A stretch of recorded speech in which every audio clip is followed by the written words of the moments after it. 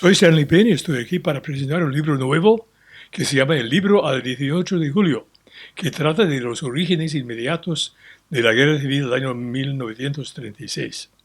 Porque entonces ya había partidos revolucionarios organizados, partidos de masa, preparados entonces para matar, para llevar a cabo una revolución y para utilizar cualquier fines a sus medios. En el otro lado también había un partido fascista, la Falange, y gente directamente enfrentado con las armas en la mano, aún antes de la guerra civil. Eso pasaba durante los primeros meses del año 36.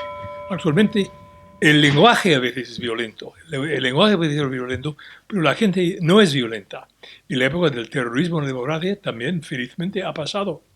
Y por eso realmente se está utilizando un cierto abuso del lenguaje. Bueno, porque había entonces muchas barreras a la práctica de la democracia. Las izquierdas querían anular los resultados de las primeras elecciones completas, democráticas, del año 33. Afortunadamente, este fue entonces implementado de modo muy eficaz por el presidente. Luego había también 4 insurrecciones revolucionarias para acabar con la democracia.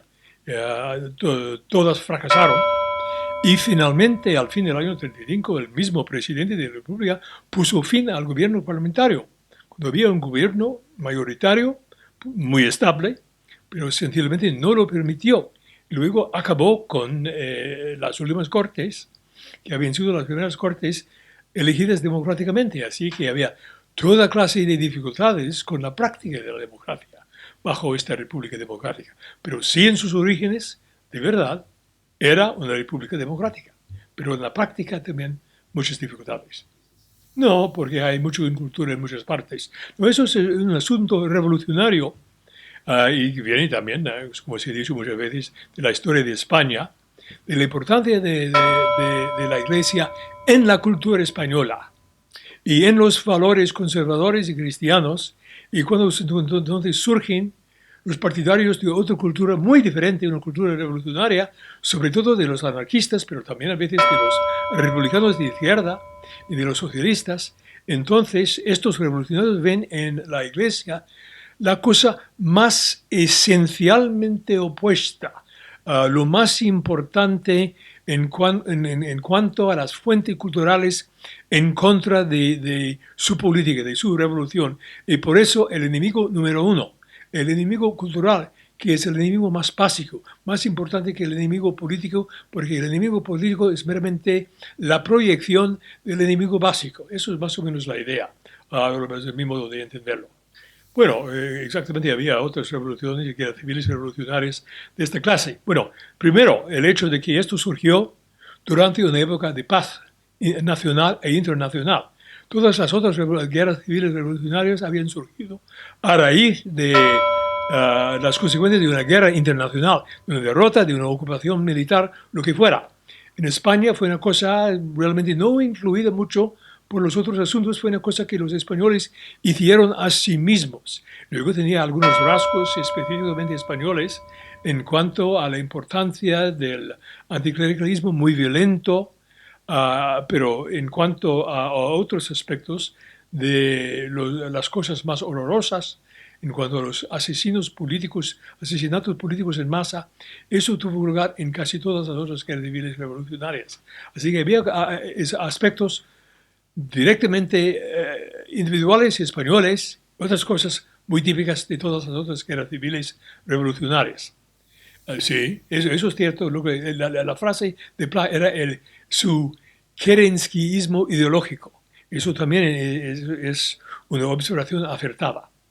Después de Zaña en todo esto era de gobernar y permitir una situación de enormes abusos y atropellos en la sociedad, que desesperaba a la gente. El elenco de abusos, de violaciones de la ley, de actos arbitrarios también del gobierno, es un elenco muy grande que yo no voy a presentar una lista de estas cosas, pero ya tengo una lista en el libro de las 15 clases diferentes de estos abusos. Fue pues, una situación sin precedentes en la historia de un país occidental democrático.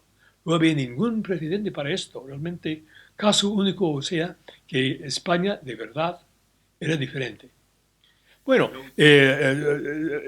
estamos hablando sobre todo del famoso Frente Popular. El Frente Popular fue una especie de pacto del diablo entre dos fuerzas políticas. Los republicanos de izquierda, que no eran revolucionarios, pero que eran una república exclusivamente izquierdista, a base de la propiedad privada, con reformas sociales, y los revolucionarios. Y este pacto del diablo realmente fue una expresión de la clásica fórmula leninista de Tocqueville. ¿Quién a quién? ¿Quién va a explotar a quién?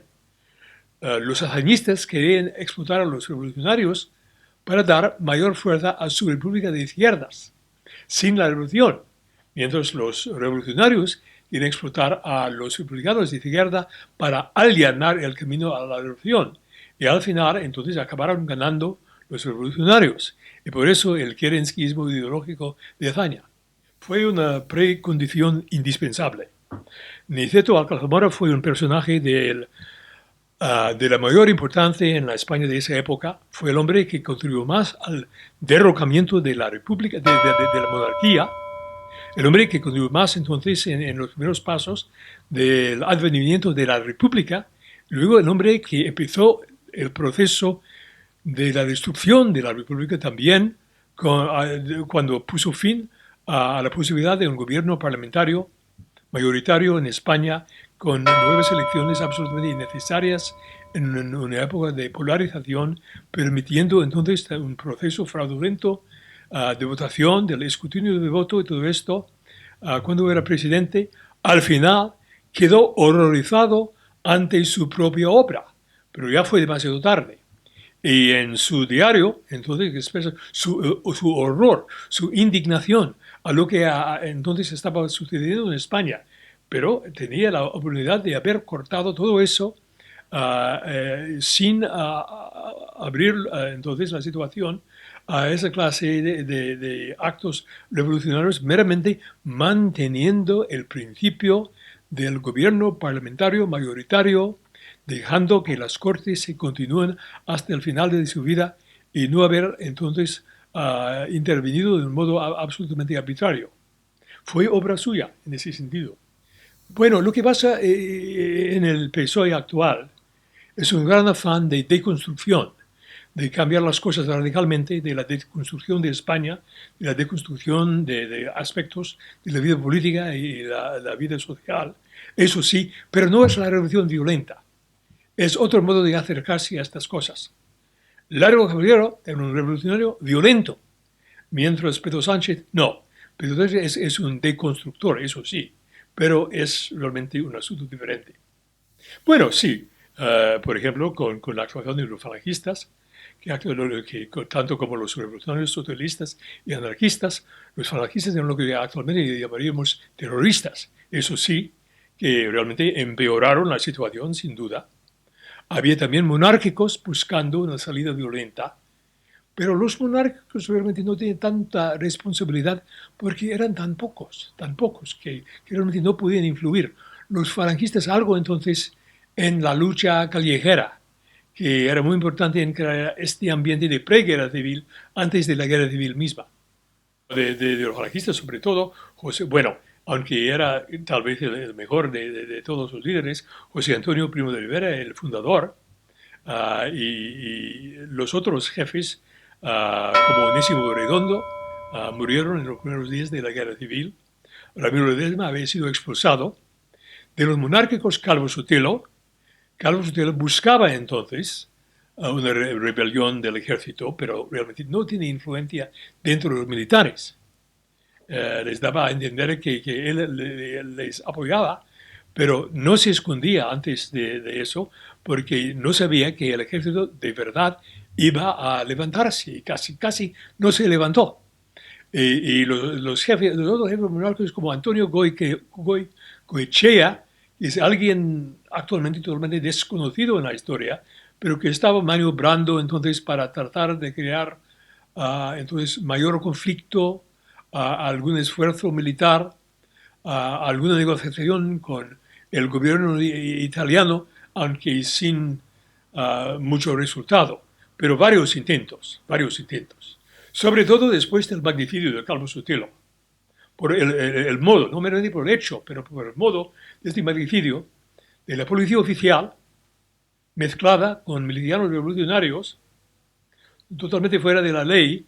Entonces una respuesta contundente, muy fuerte de parte del gobierno para sanear la cosa, para lograr alguna conciliación, diciendo que se iba a cambiar de política para conciliar a la oposición. Esto hubiera abortado la posibilidad, porque aún después, 12 años después del asesinato, el general Mola, que fue el jefe de la conspiración militar, trató de ponerse en contacto con el gobierno a través del presidente de la Comisión de Guerra de las Cortes, a ver si hubiera haber entonces un cambio de política del gobierno. Pero no puso, porque era un militar y no podía hacer estos contactos. Fue el último intento, pero ninguna respuesta de parte del gobierno.